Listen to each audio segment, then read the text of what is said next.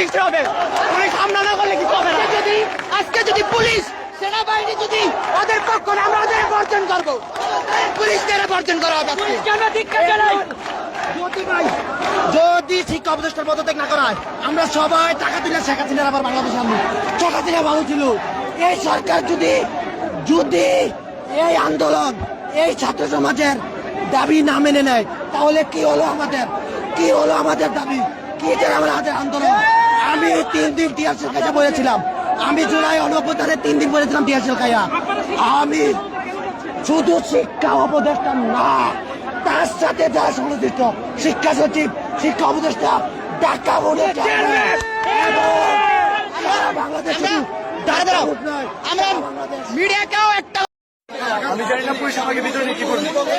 আমি শুধু এসেছি আমার বাইরে আইডি কার্ড